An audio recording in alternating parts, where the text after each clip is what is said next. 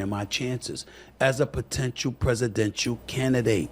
Listen to this, please. I like Stephen A. I like the sports talk, and you know, he's a great freaking. He's the best in the game. You're not with it. You're not. I'm not just buying, because he didn't vote for Trump and supporting. Not vote. No, it's the flip flop of every single person. You're calling Stephen A. a flip flopper. Every single one of these guys that were on the left, every guys girl. Now from the Chanks to the Stephen A's to the Chris Cuomo's to all these people, I'm not buying it at all. Okay, and you say this all the time, it's the market. What does the market want? They're shifting because of the market. Listen, with all due respect, I'm not buying none of that shit from none of them, okay? Because they were still on Kamala, they were still on Biden, they're still on that anti-American bullshit sentiment. Because if you want to put in people like Biden, and you want to put in people like if you voted for Kamala Harris, what the hell do you even stand on? What was your thing? Just not Trump. So it just shifted. All that Trump hating, he's the worst, he's Hitler. I'm not saying Steven said this, but all of them were anti-Trump. We've been saying Trump is this guy since when? Since 2016. We've had this guy's back. And it's not just blind loyalty, Tom. It wasn't that. It was the proof in the pudding. He came in with Russia collusion. Obama and all these guys freaking spying on him. He had all this shit. He had COVID. He had all this stuff, a Russian asset, all that bullshit Putin talk, all right? And then now he's back. Everybody voted for him, and they're all changing their tune because they have to. Oh, Lord. Vetty, respectfully, specifically on this particular topic, I don't give a shit what you give a shit about. I'm going to say it twice so we know that I wasn't stuttering. I don't give a shit what you give a shit about as it pertains to this particular subject. Because the one here that is at least somewhat wrong, but clearly devoid of empathy or compassion or understanding is you. Now, before I get any further, let me say this. I love Vinny. I do. As I do Adam, as I do Tom, as I do Patrick Bet Davis. And in the interest of full disclosure, before I get any further, I got a lot of love for them and their podcasts. But I got a lot of love on a personal level for a guy by the name of Patrick Bet David, the leader of that crew, who's become a great friend and somebody that has helped me, and I'll put it out on Front Street. He was one of the people that I was receiving advice from when I was negotiating a couple of my contracts. So I have a personal affinity and affection for that man, and Adam too. And Adam, I got love for Adam too. He knows why. That's my brother right there. Vinny, this is directed to you. Could you calm down? Please? Because you act like we had to have voted against Trump for the specific reasons that you're articulating. The border is a primary issue with you. We understand that. So how could anybody possibly vote for Kamala Harris? Well, what if their issue wasn't the border? What if their issue was avoiding chaos? What if their issue was not wanting a president in office that was willing to pad his own wallet and his own coffers while being the statesman that sits in the presidency of the United States of America?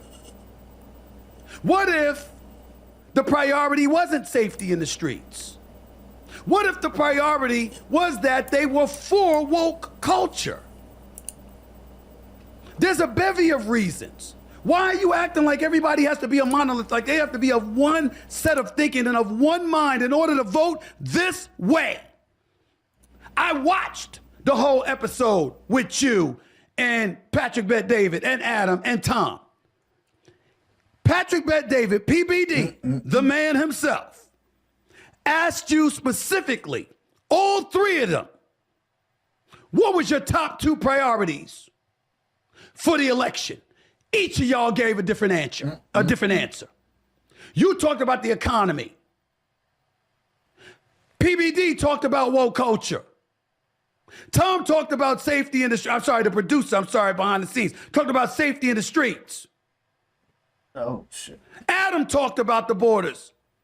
And I forgot what else. And I'm sorry if I forgot the other part about you, Vinny. But the point is, all of y'all had different reasons. It's America. You're going to have different beliefs. So what? So what? Now let's get to me, because I'm who you were talking about, that you lumped. Just want to point out, I knew, I think a lot of people, Stephen A. Smith and individuals like Cenk, I think Cenk is already starting to realize this. But sooner or later, Stephen A. will start to realize this. They will not accept you. They will not want you. They will not trust you. MAGA is a cult. No matter how hard people want to actually try to have a conversation with MAGA, they are a cult. You can't have a conversation with people who do not think for themselves, who lack critical thinking. You can't do this. You can't do this. And this is something I consistently see all the time. Chris Cuomo, Stephen A. Smith, Bill O'Reilly, all the others, Jake Tapper. They keep trying to tell us, hey, we got to do it this way. No, fuck that. You can't. And this is evident. This is evident. Stephen A. Smith is offering himself as a centrist to try to have a conversation thinking there's got to be something different. Like Bill Maher says, we got to stop throwing shit at each other. But this is the response you're going to consistently get on a consistent basis. With other people, even though I do appreciate you pointing out that I didn't say those incendiary things about President Trump. I appreciate that, seriously. And I got nothing but love for you. We just disagreeing on this particular issue.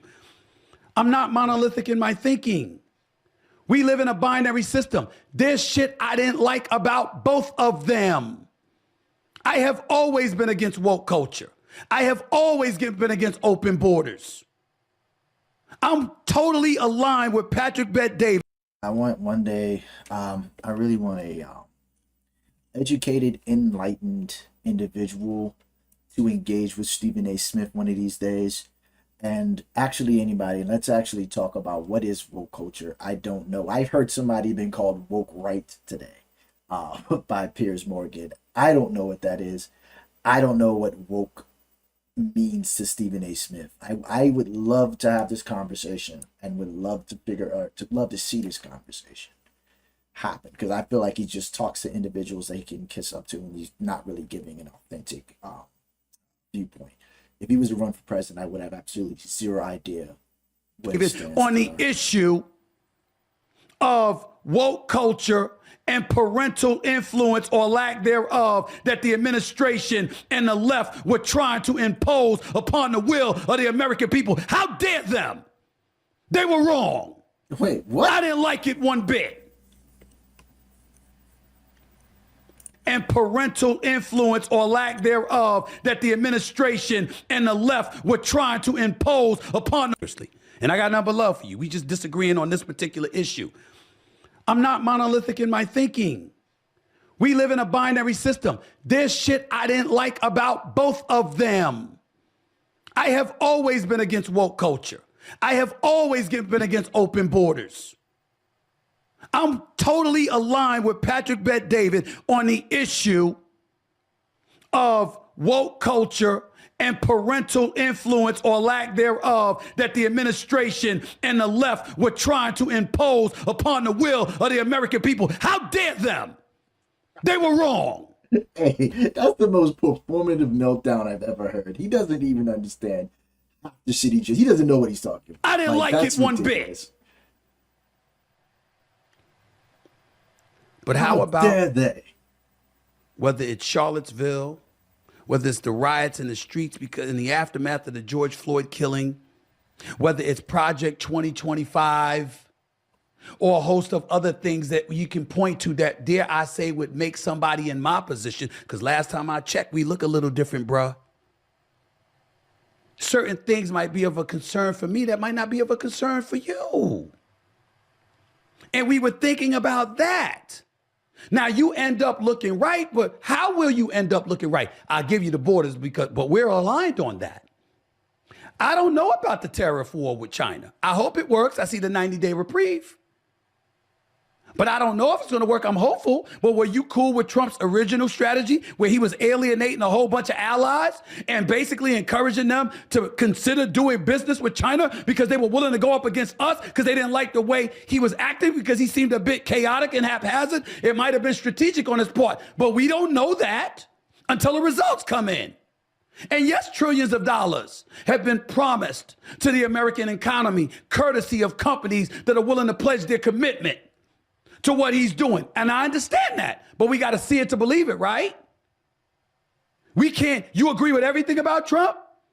I spoke to Candace Owens. She don't agree with everything about Trump. I spoke to what Officer Tatum. He don't agree with everything that Trump has to say.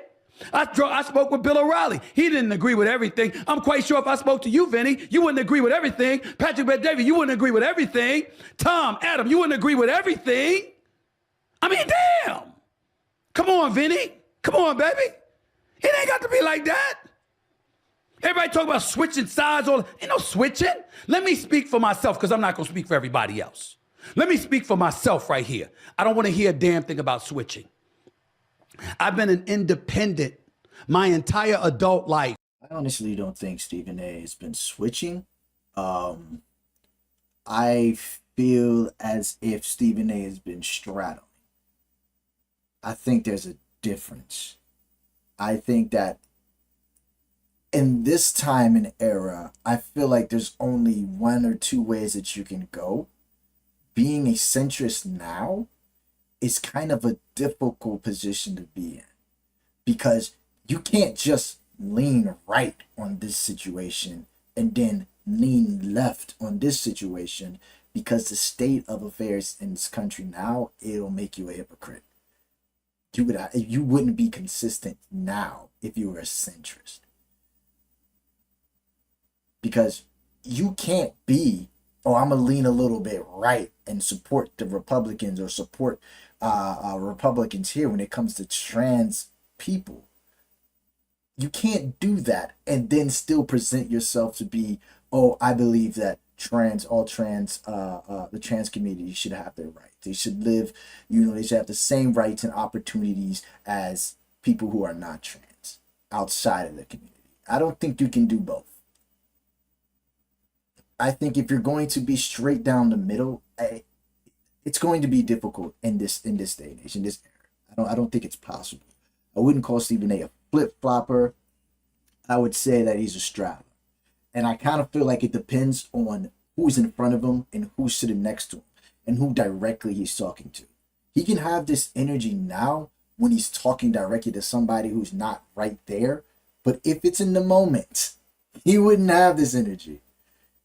He would agree with 90% about what the right is saying versus 10% about what the left is saying, without even understanding what comes out the mouth of people like Candace Owens or Charlie Kirk's or whoever the hell he listens to. He doesn't understand what they're saying.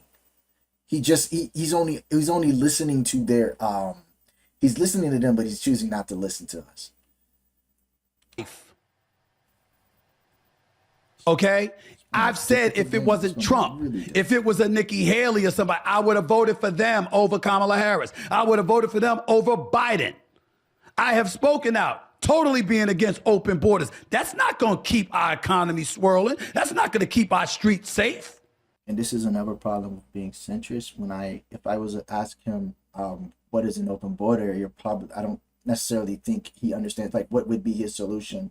What does he think he's going to do? What should be done? And I'm like, okay, if you tell me the border should be closed and that's it, then I can't take you serious. You would be no different than an uneducated, unenlightened voter, which I honestly feel like we need to start taking, what do you call those things? Certain tests or something to make sure to have you be able to vote, because I don't think that people who don't understand what they're voting for need to be voting at a certain level. But then again, that actually violates a lot of that violates the Constitution. So I don't really want to go there. That's just, I don't know. I get tired of hearing people with these big ass platforms speak misinformation and say half ass shit and not give us a full take. That's just. But I'm a guy that believes in being in the middle, meaning open to compromise, understanding everybody can't get what they want. Vinny, you seem like if you can't get everything you want, you pissed. So damn it, it's all or nothing. That's not reality.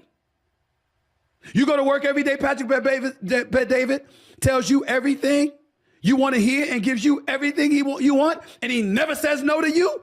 I know Patrick Bet David a little bit. I sincerely doubt that's reality. But you deal with it, don't you? That's how it goes. That's how it goes.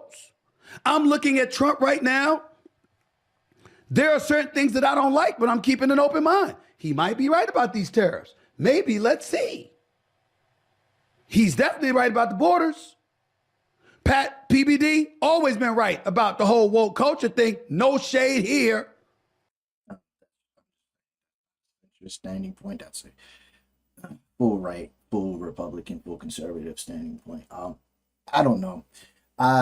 When I hear things like this come out of people's mouths, it's like, okay, I understand. Yeah, the border encounters are low, but we have to also understand that it doesn't matter who is going to be president of the United States at this very moment. The encounters would have been consistently decreasing, and it's not necessarily because of what Donald Trump is doing, because all he's doing is deporting. We're talking about the encounters.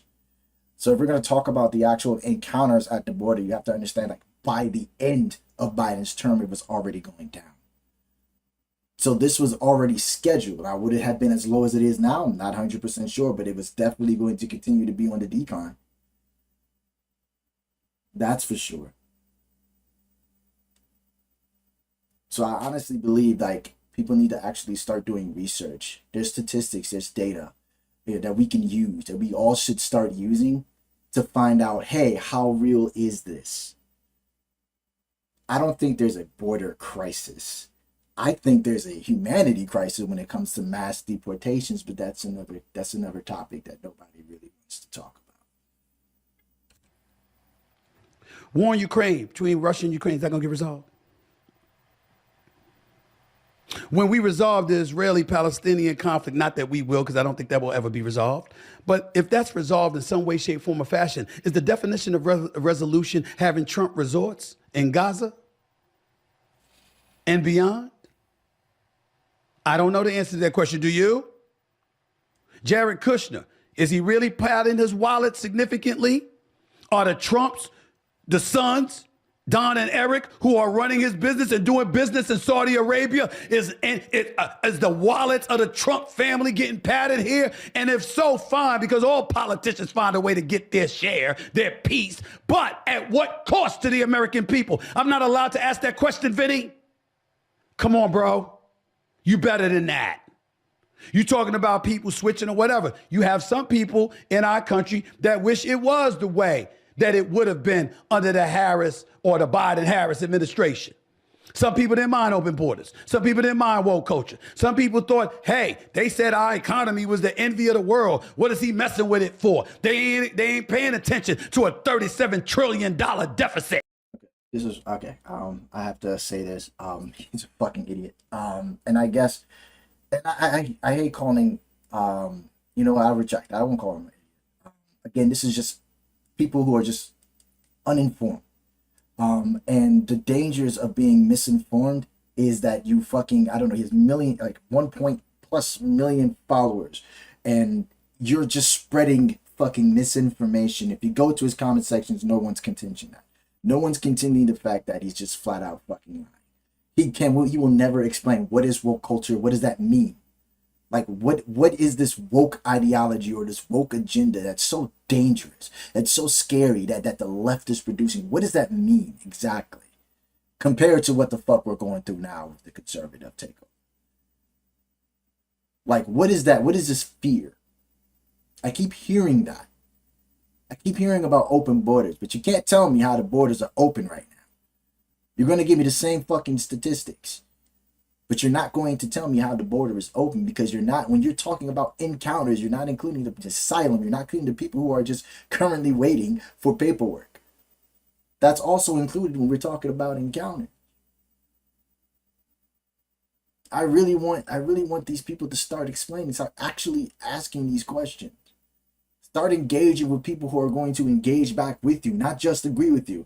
Fuck the regular conversations. Because when you only look for people who are going to give you regular conversations, you're not going to get pushed. Stephen A needs to be pushed, because he's only sitting on ideals that are full and riddled with misinformation. And he's just pumping that shit out into the fucking media. Him and Chris Cuomo just pumping that shit. You're so angry at the Democratic Party. You're so angry at woke culture. I can only assume you're leaving it up for assumptions that the woke culture that you're talking about is trans women in women's sports.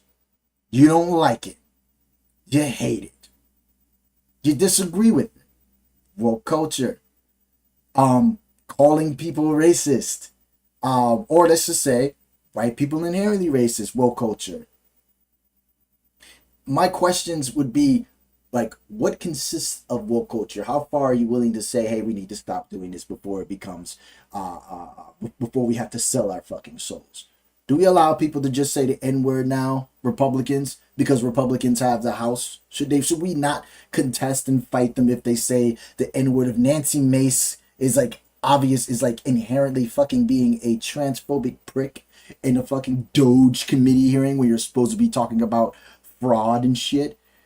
Is that just we're just supposed to overlook that? Let's not fight that.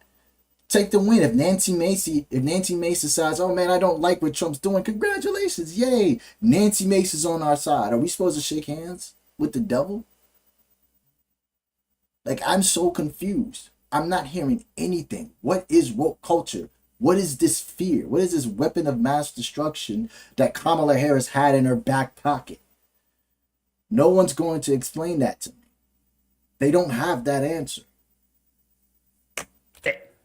I personally roll with you. I think it is a reason to be concerned. So much so, I'm not ruling out voting for the damn GOP, assuming I don't run, of course. And if I did run, I've already been on the record. The party would change. Purge was too strong of a word. And I don't want to call politicians professional beggars anymore. I do think that's disrespectful to them. I don't mean it that way. I'm simply saying you got your hand out for support. You got your hand out honoring favors. You're at the behest of people who contribute to your campaigns, their donors, etc. I don't want to live that kind of life. And I do agree with you, the whole PBD team, when you say the apparatus that exists within the Democratic parties from superdelegates on down would be problematic, if not impossible, for somebody like myself. But I got news for you. I've been known to pull off the impossible. I have no desire to be a politician. I don't want to be a part of that world. I don't want to give up the money I worked diligently all of these decades to position myself to finally earn. All of that is true, and I got more coming, by the way. I'm just getting started. The flip side to that, however, is this. I don't like people telling me what I can't do. I'm a black, poor kid from the streets of New York City who got left back in the 4th grade because of a 1st grade reading level, who had dyslexia, who a guidance counselor once laughed at just because I told her I wanted to go to college. And I graduated with honors and became a journalist. And I'm one of the top pundits in the world who's getting paid handsomely for it, by the way, on a level I never dreamed or fantasized about in my life. And as an aside, I'm a New York Times best-selling author who wrote every single syllable of my own book. Who would have thought that? So I'm of the mindset, anything I put my mind to, I could pull off anything if I want it bad enough. But you know the number one reason that I'm confident in myself, Vinny, and I'm not speaking derogatorily towards you, my brother. I'm speaking with love because I do like you. I love your whole crew. Just saying. But I'm speaking to you directly. Don't look at the book by its cover. So what? I didn't vote for Trump. It doesn't mean I ignored the good he could potentially do. I just had questions as to whether or not I believed he would do it, or would he be on a revenge tour.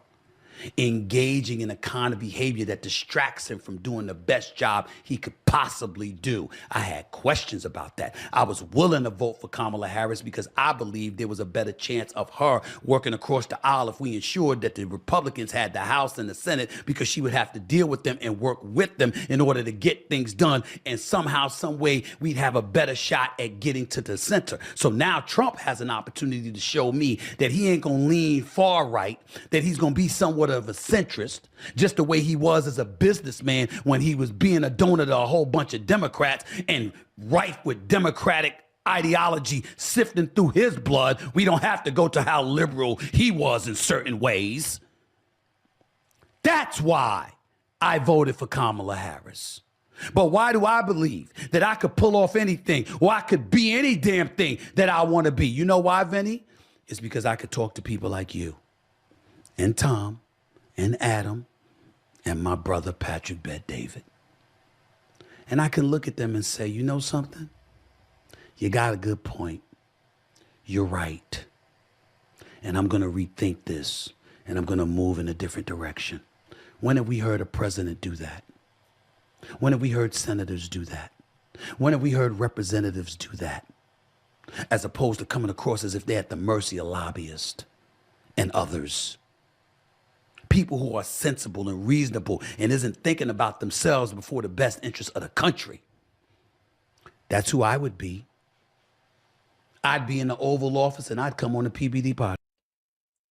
That actually makes me wish. I hope that Stephen A. does not run as a Democrat. I hope he does the centrist leaning right, whatever, independent. I hope he does actually try to run, if he decides to run as like an independent, because I'm tired of that behavior from the Democratic Party.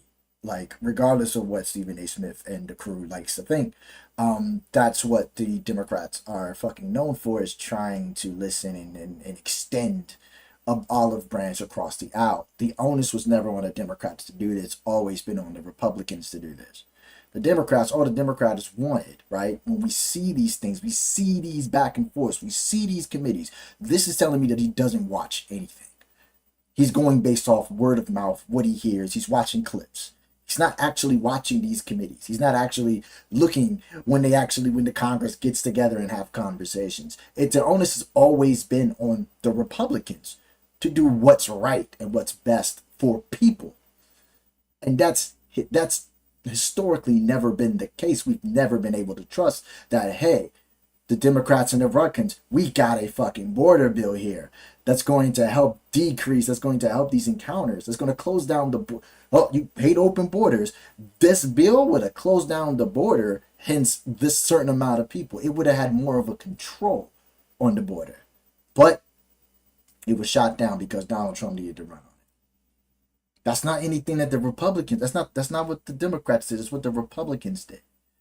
I understand the urge of trying to work across the aisle. I understand it. I understand the necessity or the importance of sitting down with people who disagree with you and having conversations.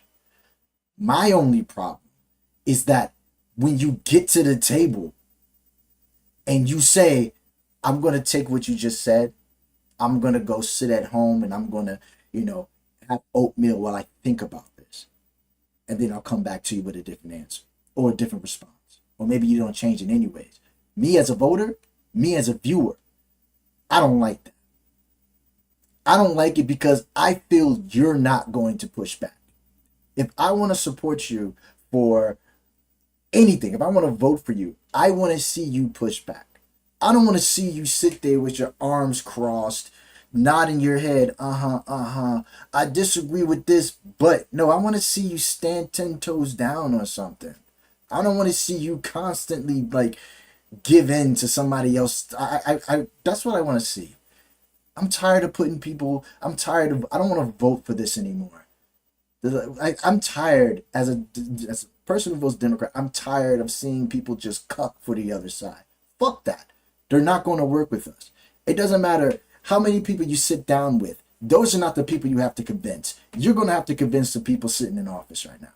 Those elected officials, that's who you're going to have to convince.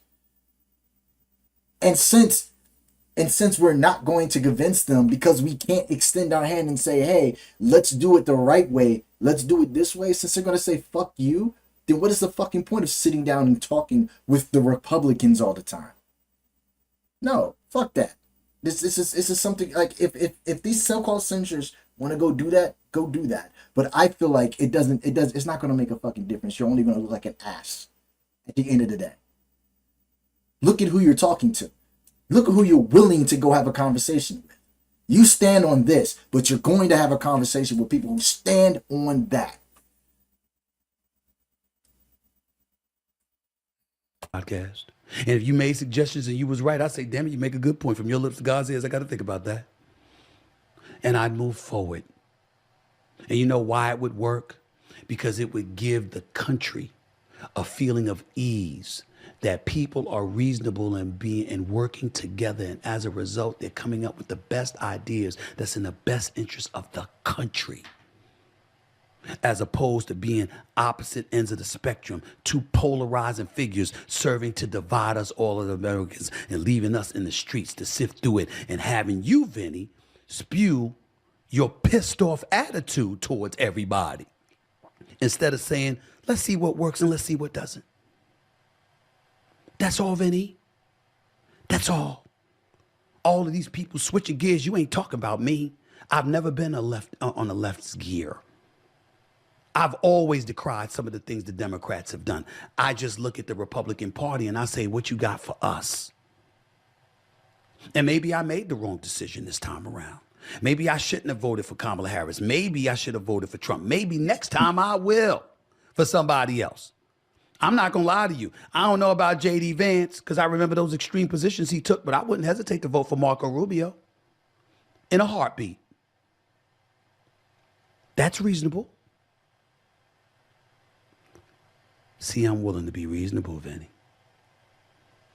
And I wouldn't call you a flip-flopper or denigrate or decry your position just because it's different from me, if you had a pretty damn good reason to feel that way, which we did based on Trump's first go-round. We just found out in the aftermath how much Democrats were willing to engage in similar behavior to what they accused the other side of doing, and hiding stuff about Biden and about their Okay. This video is about own transgressions. It's called learning and evolving through human error. Last time I checked, Vinny, you're human. Honestly, you're a pretty good brother. Pretty damn smart, fiery, passionate, as is the case with the rest of y'all. And I love y'all for it. And I learn from it every day. But it doesn't mean you can't learn a thing or two, Vinny. Think about that, my brother. And by the way, I'm coming to town soon. Oh, fucking Christ.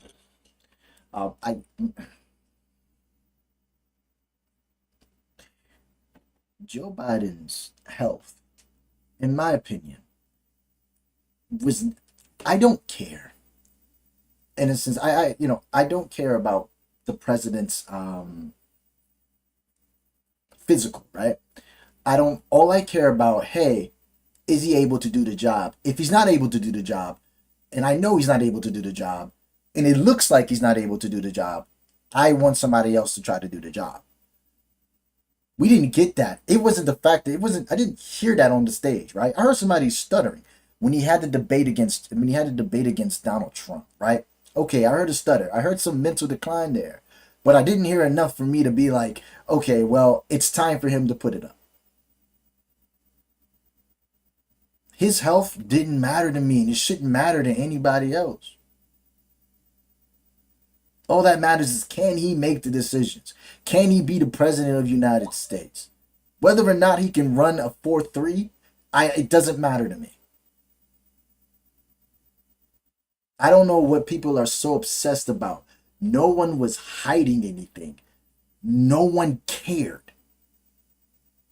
The only reason people cared or even thought about, oh man, they're covering something up, is because of the debate that he had with Donald Trump. If that debate never happened, we're not talking about this at all.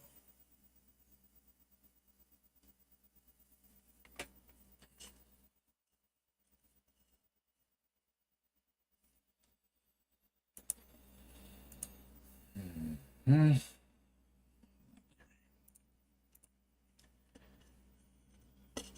appreciate you.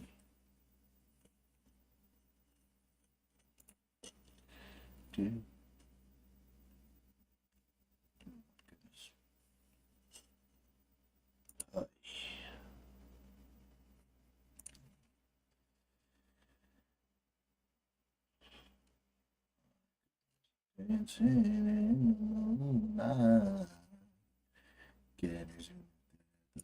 We are now dealing with the reaction and not with the action that has led to it. When you're a white person in this country and it's, hey, you don't know the lived experience, but I know. This is the Piers Morgan one where they're talking about the N-word. Somebody came onto Piers Morgan, this woman, Lily something, came onto Piers Morgan about, I think it was last week, and was being openly racist, stating that, you know, she wants to say to him, fuck it. Oh, yours. When it's, hey, if you move into an area, that's gentrification. But if you leave, it's white flight. It's, hey, sit down and shut up, and then it's silence is violence. The only way to win is not to play, and so people aren't even talking. Here you are, to me, I say this respectfully, sounding like a paid-up member of the woke right. Let's talk real accountability for actions and not false accountability for words.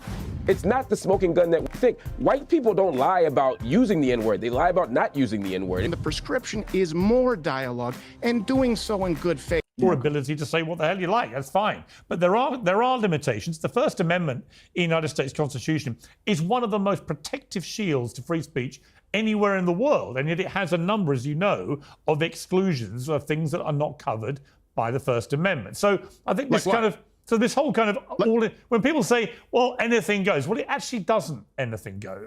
Well, hold on a second, like what? Well, like what exclusions? Because I think we need to define it. Like what exclusions? Are you going to do the fire in a crowded theater thing? No, I'm going to do. If you look up the First Amendment and look at the exclusions, you know, paedophilia, pornography, things like that are not covered by First Amendment protection rights. That's not speech. That's not speech. That's where you're conflating freedom of speech and freedom of expression, which many Democrats have done in the name of modern art. I'm talking about exclusions to the First Amendment protection. We were just talking. Sorry, we were just talking about freedom of speech. Pedophilia has nothing to do with speech.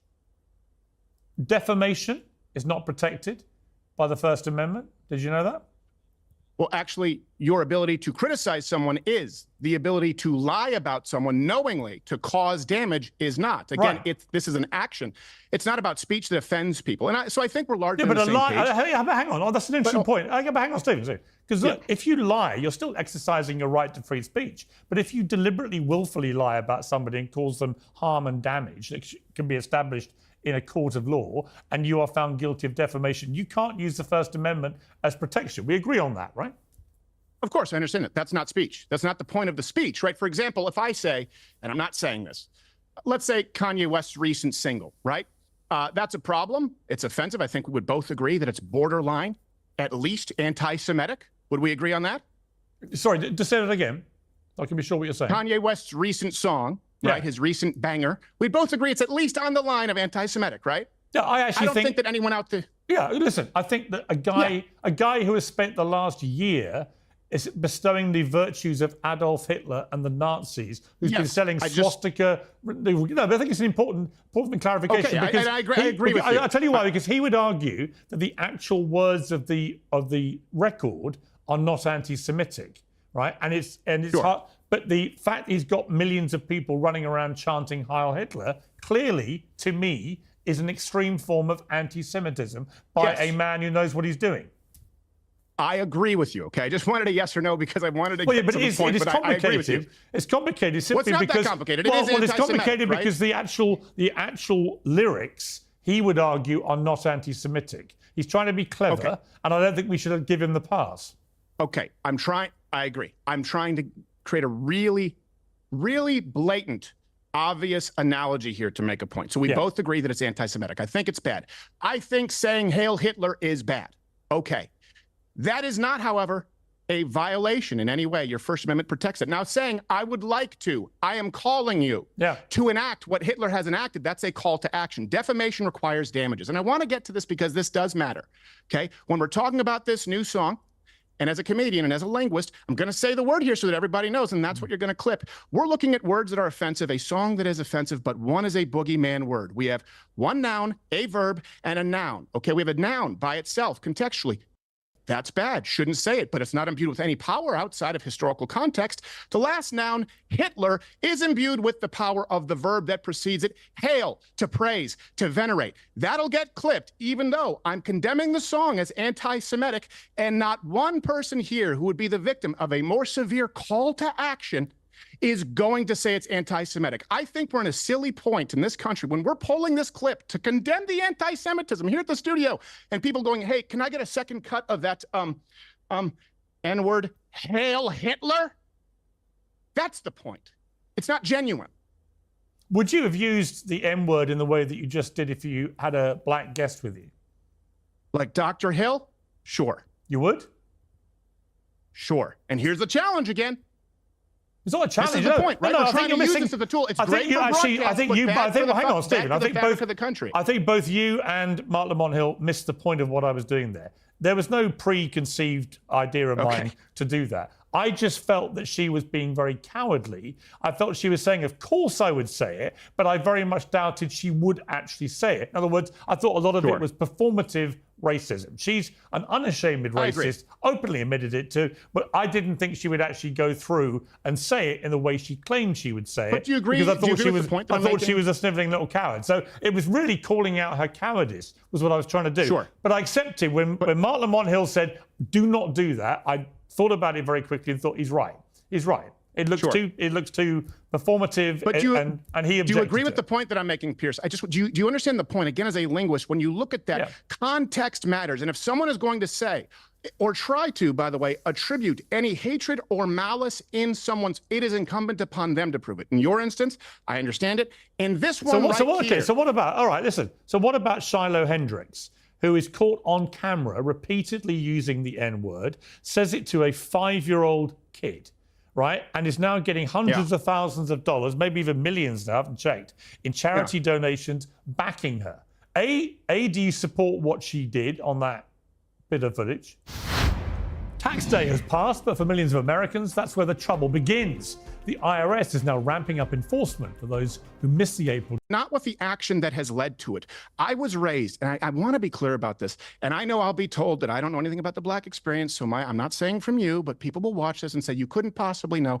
In a post-racial America, by the way, largely Canada, the most recognizable faces on earth, Michael Jordan, Mike Tyson, Michael Jackson, okay, that one's a half one. The point is, our greatest export was culture in America, celebrated our Black celebrities. I didn't think about watching Fresh Prince or Urkel with my close Black friends. But today, when you look at this, this is a reaction to white people, and this is important. And if you want to know what the reaction is, look at Gen Z voting males, in particular Hispanic males, who we've been told, including by Dr. Hill, should be natural allies of the Black community. When you're a white person in this country and it's, hey, you don't know the lived experience, but I know yours. When it's, hey, if you move into an area, that's gentrification, but if you leave, it's white flight. It's, hey, sit down and shut up, and then it's silence is violence. It's, hey, you can't use empirical in making an argument about neighborhoods regarding crime data, but you also can't say you have a Black friend, which, by the way, is a completely legitimate defense against racism. The only way to win is not to play, and so people aren't even talking. And I want to make one last point. I do a segment on this show called Black and White and the Gray Issues, where I will, as Dr. Hill does, go into barbershops, go into Black neighborhoods, and discuss these issues with them. And not once has anyone accused me of a whiff of racism. What white people are afraid of in this country, and the reason they're not having a dialogue, is the game of telephone and someone in the media telling a community that they should be experiencing an affront. And that leads to more racial division. It doesn't end anywhere good. Okay, but let me respond to that. It's not accountability. It's false outrage. If you don't mind me saying, you're being slightly distracting from the actual story, which to me should be an open and shut case. Whether you're on the left or the right, it should not be difficult to watch footage of a white woman repeatedly using the N-word at an adult Black male and then using it at a 5-year-old Black child. Obviously, any human being, it seems to me, with any understanding of the history of the United States of America should be able to say that is completely unacceptable and not go into some long speech about this, and this. It just is wrong. Didn't I say you shouldn't say it? Right. So I think we have to agree certain Okay, parameters. shouldn't say it. So let's not ask how we got here. So certain parameters. So we just say that is completely wrong, right? And then we move on to, is it right that she's now had hundreds of thousands of dollars in donations to support her? I say again, that is completely ridiculous and outrageous, and it's been whipped up by a fake kind of moral equivalence. Well, you know what? People are racist about white people, so of course we should support her. No, just take a line in the sand and say, if you use the N-word against black people, you are being racist. If you're white, you know you're being racist, you shouldn't do it, and you should face consequences when you do it. And your first reaction, if you're somebody else involved who's white looking at that story, shouldn't be, here's some of my money to help you, you poor victim. She wasn't the victim. The victim was the 5-year-old black child that she racially abused, and the adult black person she racially abused. We should all be able to say, yes, that is what happened there. There's no equivalence, there's no ambiguity, there's no, you know what, maybe this story, no. Let's just have a clear line in the sand and say, that is wrong, that is racism. End. Surely? No. Okay. Now, do you want to know which part I disagree with? Yes. Certainly not the part that I already agreed with. Shouldn't yell the N-word at a black person 5 years old or 50 years old. But the reason for the GoFundMe amount, you can simply dismiss it and say those people are racist. Or I am telling you that you are seeing a statistical reality emerge where, by and large, the rejection of countries like where you and I are from, the policing of speech, and the out-of-context use of boogeymen words to try and destroy people's livelihoods, where white people are going, yeah. The conversation, though, isn't that you shouldn't do that. We all know that. The conversation is, I can lose my job if I sing along to my favorite hip-hop album, whether Enter the Wu-Tang or Kanye's College Dropout.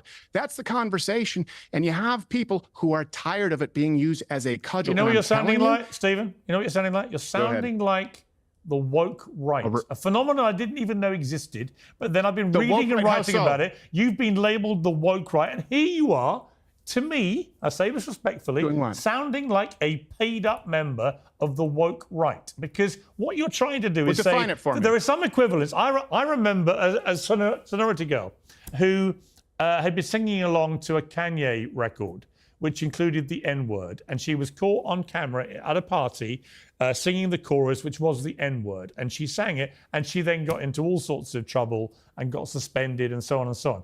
To me, there is absolutely, you talk about context, there is no similarity between what happened there, which was ridiculous, and what happened in that playground with that woman deliberately and malevolently racially abusing black people. There's no similarity there. They are completely different things and should be treated completely differently. I think anyone, white or black, should look at the white girl at college who is caught on camera singing a chorus to a #1 hit record, which happens to include the N-word. She should not be punished for that. She might have somebody explain to her, you know what, blah, blah, blah. Okay? But there's no equivalence between that and what happened in that playground. Because you talk about context, the context of the one in the playground was to be deliberately racist. Well, the context of the playground was that her child was having another child steal from her child's bag, and she was upset. And again, it still doesn't make it right, but let's also provide some context. The point that I was addressing was you labeling everyone who gave to the Give, Send, Go. By the way, I've also never been labeled woke right. That's very, very silly. $782,000, I believe, give or take. Maybe it's $882,000. But hold on a second. You say that every single person who is giving to that is the equivalent of the person yelling the N-word at a 5-year-old. I didn't say that. We say the same thing. No, I didn't say that. Hold on. No, I didn't say that. That's the interruption I buzzer. said Hold they're on, let me wrong finish to my do point. it. I'll be done in 20 seconds. 20 seconds. Would we also say then that the people giving to Carmelo Anthony, support the wanton stabbing of white kids who die in their twin brother's arms? What I'm saying is there is a reaction to people being told to sit down and shut up and silence. Just want to point that out. Well, I've been letting this go on, just trying to give less interruptions on this one. But I will say this. The reason why Carmelo, I believe it's Carmelo Anthony, he got, there's this complete difference. There is a GoFundMe for Shiloh for being a fucking racist, for calling a 5-year-old and a grown adult the N-word because I guess her child got a toy stolen or whatever the fuck that was. They're giving her a GoFundMe to say, yeah, I'm tired of it. You know, if you want to say N-word to these N-words and say the N-word, we fully support you. That's why she's getting a GoFundMe. That's why money's being raised. It's being raised to say, go sister, you should be able to call a 5-year-old, a black 5-year-old the N-word anytime you fucking feel like it. That's why a GoFundMe is being raised. A funding is being raised for Carmelo Anthony because people do not believe that he is guilty.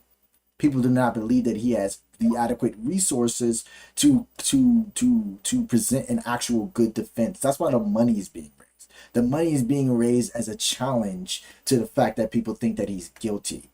The argument for Carmelo is that this is self-defense. So the funding is being raised towards that. No one's raising money for Carmelo Anthony saying, good, thank you for stabbing white people. Yeah, keep going, sir. You know, we love you. Great going, King. That's not what anybody's doing that. No one's doing that. There's a complete difference between the two. Violence is violence, and words being used to end their livelihoods. And that is the conversation that is taking place in this country. And most people are refusing to have it. Of course, you shouldn't yell the N-word at a 5-year-old. You got it. But there's no segment if that's where we end it. Let's discuss why you have tens of thousands of people giving money for something they never would have donated to a mere 10, 15 years ago. Don't we think it would have been better before we got to the point of the Holocaust for someone to say, hey, wait a second. How did we end up here believing that only Jews carry these communicable diseases? How did we end up here, all of us accepting these negative stereotypes? Hey, wait, how did we end up here othering these groups of people? I think the how you've gotten there matters, and I think the prescription for it is important, and that's what I'm trying to focus on. The prescription is more dialogue and doing so in good faith rather than this word whack-a-mole that we're playing in this country. Dry skin, deeper wrinkles, and crepiness. Okay, Mark Lamont Hill, welcome back to Uncensored. I saw your reaction in another podcast I think you did, where you were pretty aggrieved at what you thought I was trying to do there. And just to reiterate to you, in the moment, I was trying to expose her cowardice.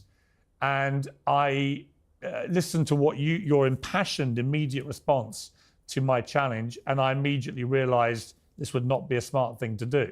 It certainly wasn't premeditated. It certainly wasn't from anything other than a place of, you are an unashamed racist who says you say this word all the time, including to black people. I bet you don't. And he was the same as to be performative.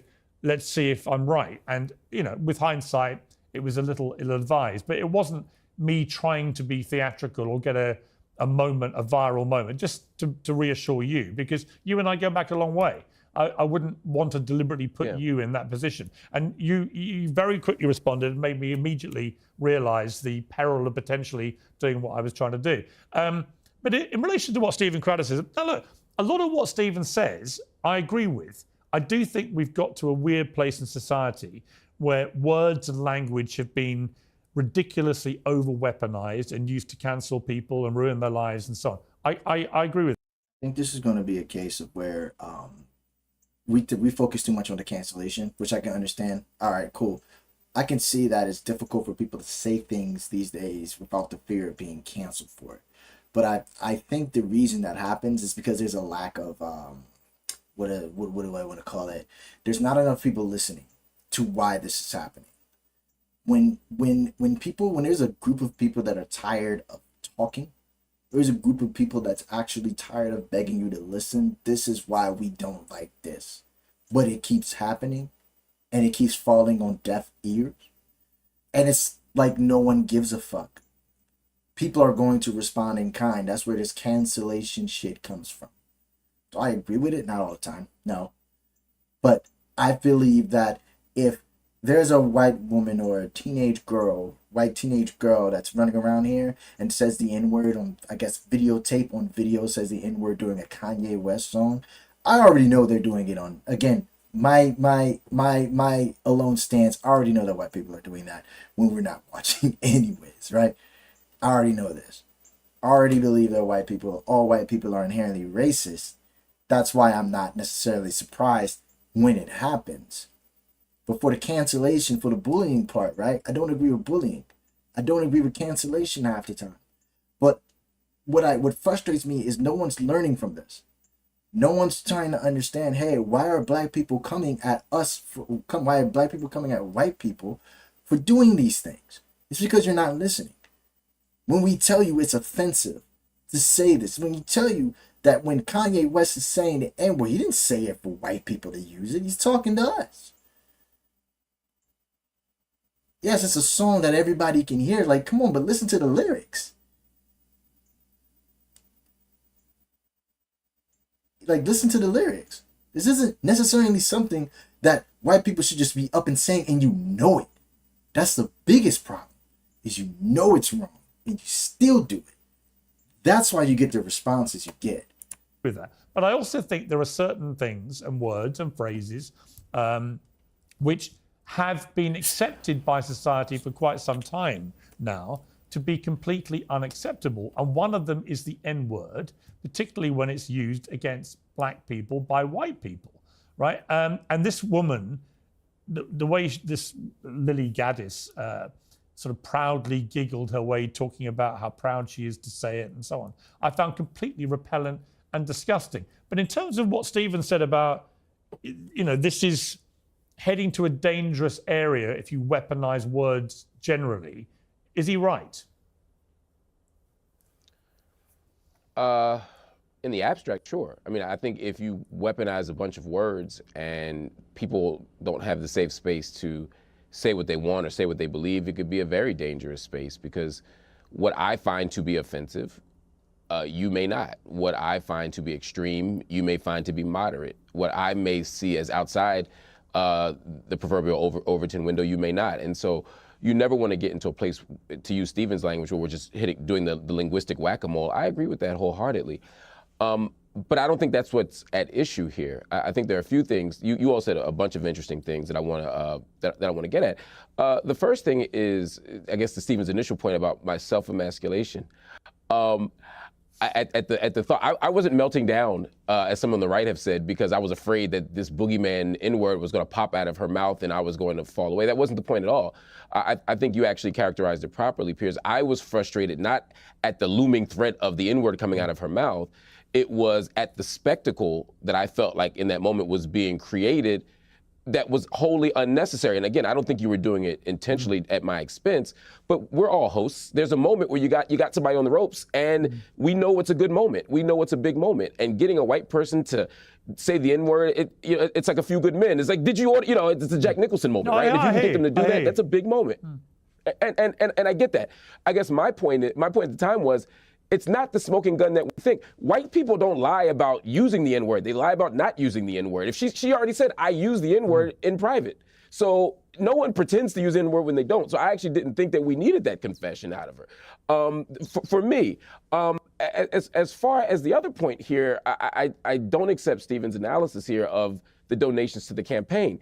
Even if he is right that people were donating out of some political reaction to our hypersensitivity as a society, that's the wrong person to do it to. Do it to the person that's getting doxxed because they made a mistake 10 years ago. Do it to the person who rapped the N-word, on Gold Digger, and suddenly it has lost their ability to go to college. Yeah, I 100% agree with that. Again, I still don't agree with the usage of the N-word regardless. But like, if you're going, like Mark Lamont says, if you're going to use something like that, then, use it. Use it where it's actually relevant. If somebody's being outwardly and proudly racist towards an individual, there's no ifs, ands, or buts about it. When there's literally no way you can sugarcoat this.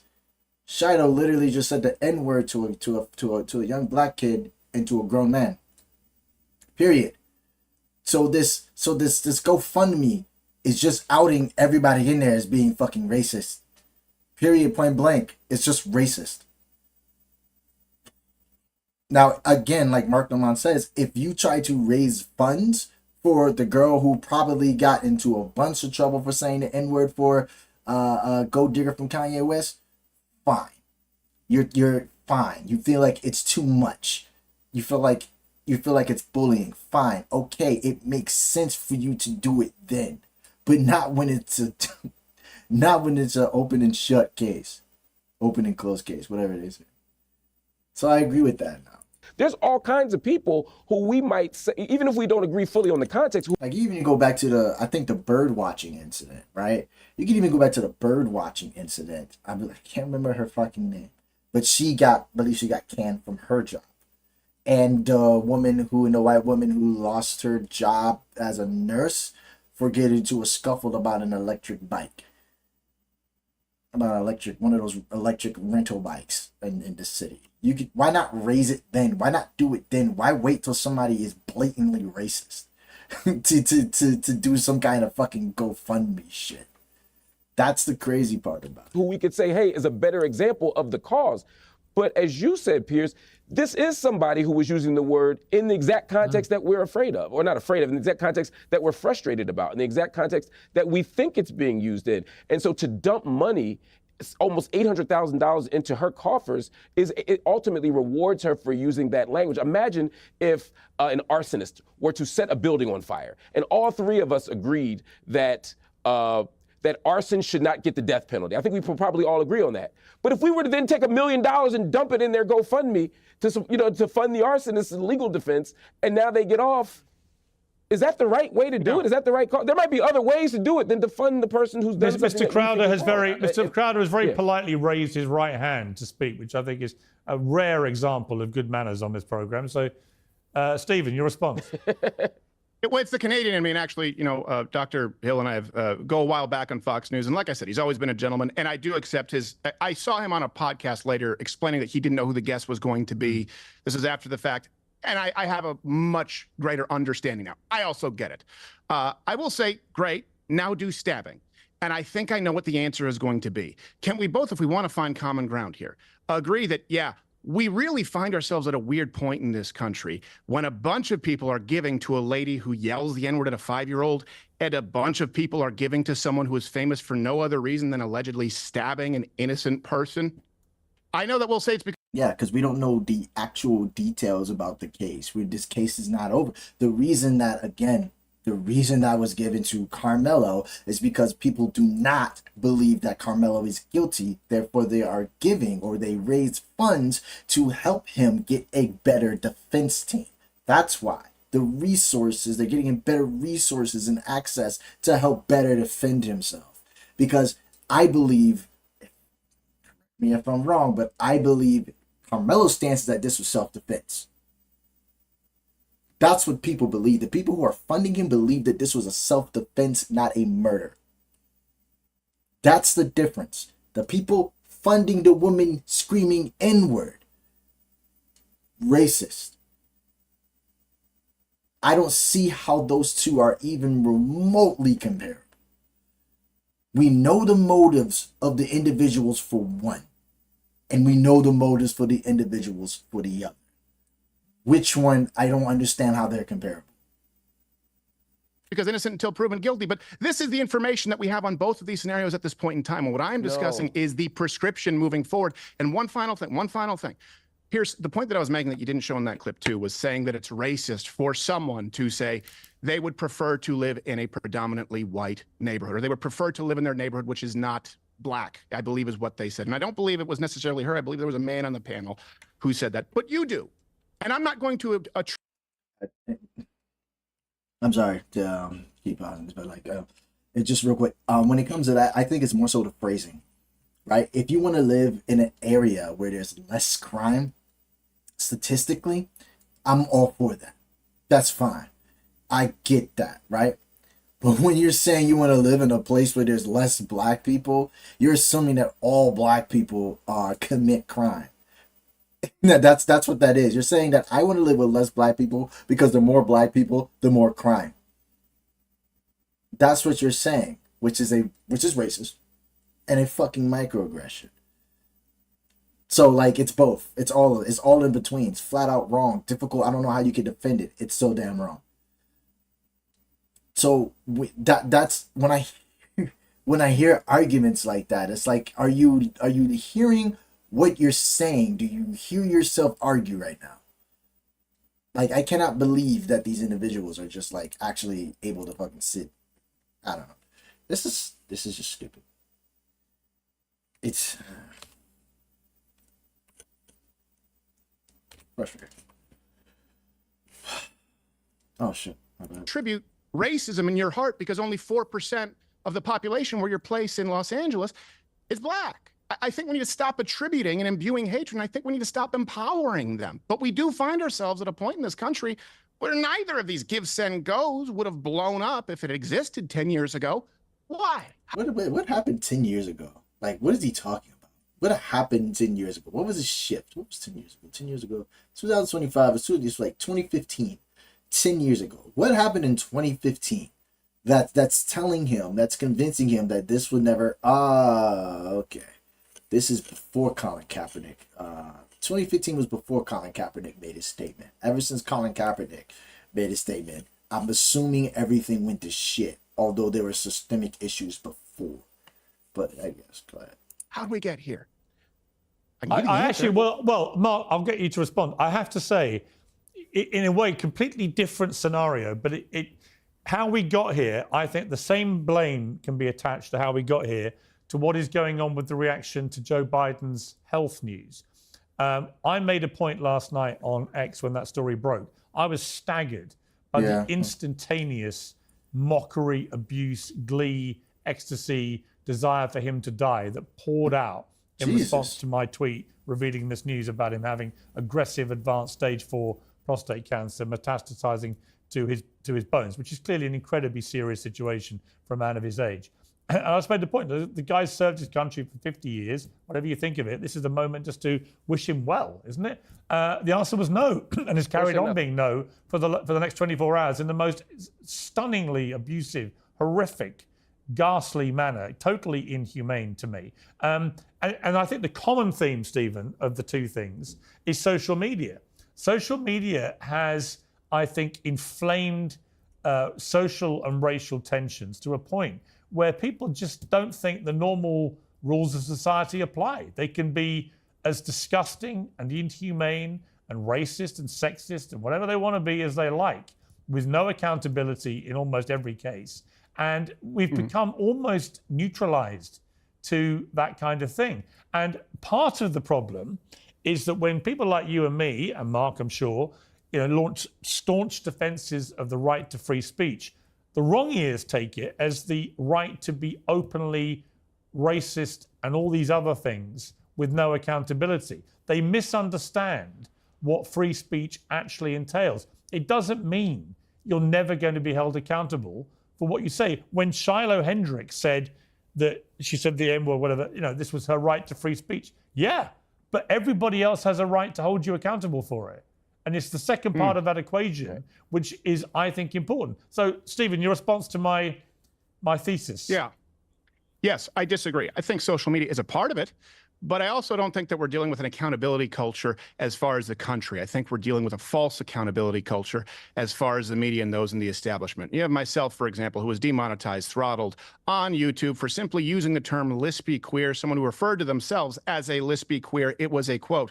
Then moved over to Rumble, and after the exodus, Diageo, in charge of 80% of the world's advertising, told Rumble that it wasn't enough to demonetize myself, but that they wouldn't spend $1 of advertising on the entire platform, an alternative platform to YouTube, unless I was removed. You've had entire governments try and remove platforms for freedom of speech. This is not the accountability that people in the streets are calling for. What is being called for example, from people in the media, is a lie. They would rather hear a lie than the truth. And so you have people checking out. For example, someone's afraid to say, could be my black neighbors, but it's anecdotal. I'm not supposed to say the black friend thing.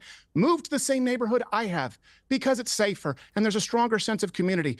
But if you want me to lie to you and say, I picked that neighborhood and it just so happens to be more mixed or more white, but my neighbor's a former Dallas Cowboy, you can demand a lie, but the media is demanding the lie, not the American people. I am in no way concerned going down to a black neighborhood because I do it to the tune of hours, hundreds of hours of footage and hundreds of millions of views discussing these issues. The challenge I run into is when someone else, a third party, wants to play a game of telephone and tell them that it's racist. You can go and watch. I had not one, not two, but 10 people in this installment say, yeah, I think all lives matter. I think anyone who says that's white supremacy is out of their mind. They don't speak for us, the black community. I'd never know that unless I had that conversation with them. Very few people are doing it. You're demanding a lie of people. Okay, Mark, your response. lots of things again. First, I think Stephen is, and I don't assign to you any ill intent, but you're comparing apples and oranges here when we talk about the Carmelo Anthony and the racist woman, I can't think of her name, video. Lily Gaddis. I think, as you pointed out Charlotte all day, Hendricks, not Lily Gaddis, but you're talking about Charlotte Hendricks, yeah. Charlotte Hendricks, yes. When you talk about context, I think we have to look at context in the context even of these GoFundMes, right? The people who are funding Carmelo Anthony, you can tell this from the comments, this isn't my guess, they're not saying good job. They're saying we don't believe that you're guilty. We don't believe that you've gotten a fair legal process. And so we're sending money to make sure that you get a proper legal defense because we don't believe that you are guilty of this crime.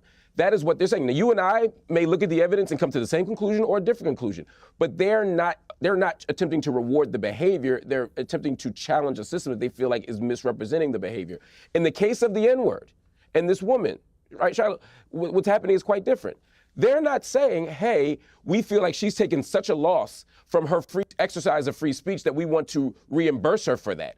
That would be a different argument. I still wouldn't want to do it, but that would at least be logically and morally consistent. When you look in the comments and when you talk to people who are funding that campaign, they are literally shouting the N-word. They are literally echoing the racial epithet, and that is different. That's why I say if this is really going to be a First Amendment cause, again, and not the lie that you're talking about, then let's invest in actual First Amendment causes and not this. And to your second point, I agree, and then I got you wholeheartedly. I mean, there's absolutely nothing wrong with making decisions about where you want to live.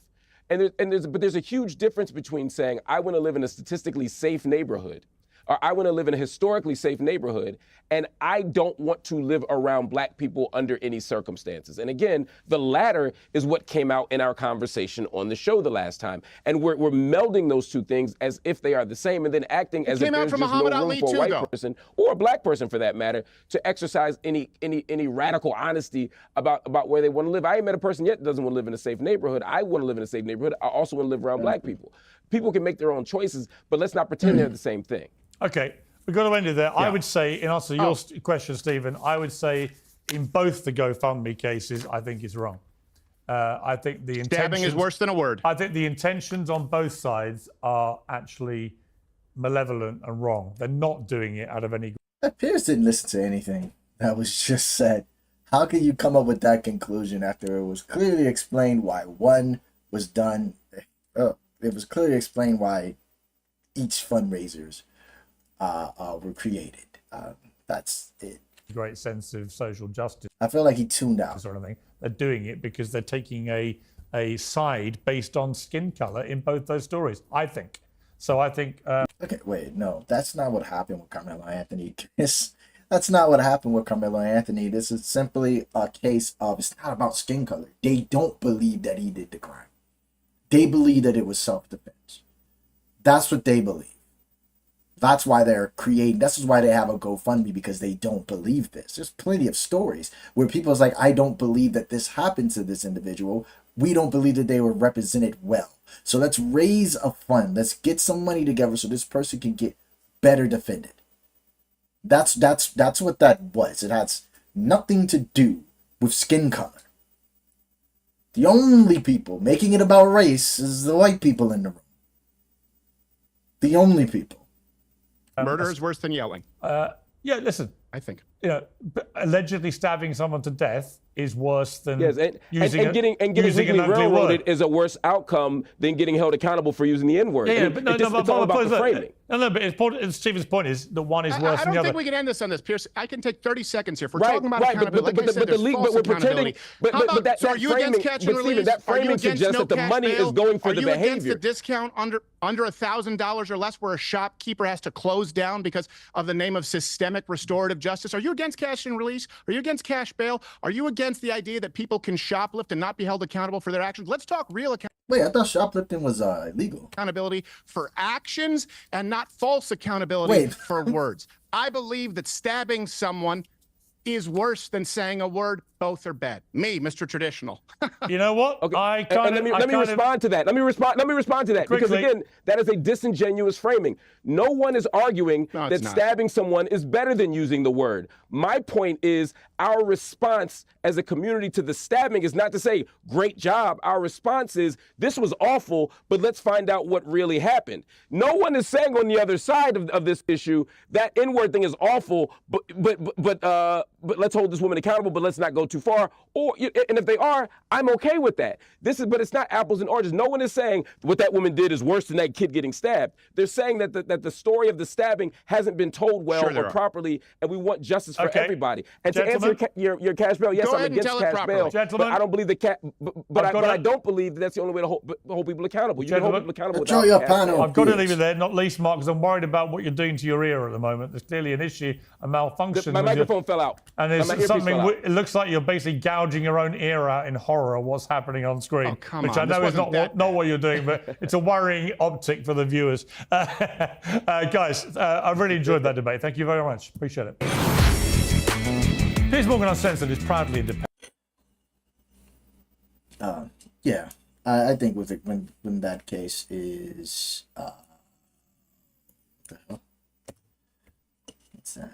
Oh, I feel like when it comes to that case, so far what I know is that we're talking about the GoFundMe's. It looks like one of the GoFundMe's were made because of for Carmelo Anthony. They don't believe what's being said in that case or in this story to be true.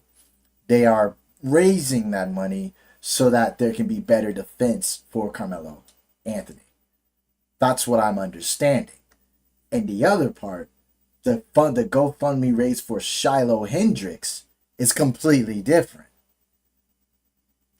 The GoFundMe there was the funder because of her usage or her being held accountable for using the N-word, calling a 5-year-old kid the N-word, calling another person the N-word.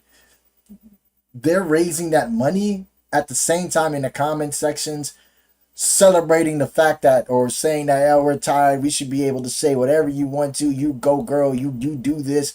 You should never ever allow anybody from stopping you from being racist. That's what I'm getting out of that. Those are two different scenarios. I don't necessarily understand why Steven doesn't understand that. I don't know why Piers Morgan ended it the way he did, saying that they were both reprehensible or what have you. But there's a complete difference, in my opinion. So I honestly, again, when it comes to race, when it comes to racism, this is something that I think that we need better. I think there needs to be more education. People want to be open-minded. I think people need to start being open-minded. Can cancel culture, is it problematic? Possibly. Sometimes I look at when people are getting canceled and I think to myself, I don't think that they need to be canceled. I think that they need to be educated, because there are instances where people who aren't educated say stupid shit. However, when you're refusing to listen to a marginalized group when they tell you this is harmful, but you're doing it anyway because you want to have some fun, you want to sing a song is worth that. If you know something is wrong, but you want to say a song and you know you're being recorded, and you know by saying that word it's going to be harmful, it might have consequences, you know this, you can't be surprised by the outcome. You can't be surprised that people are now coming at you because of the harm that you caused. That's my problem. And I honestly feel like once people start to learn critical thinking, then I believe that's when we'll probably be better off in this fucking space, in this fucking world. Anyways, that's all I got. Been on for too long. I am going to give me something to eat, but for whoever showed up today, thank you for showing up, and I'll be on tomorrow.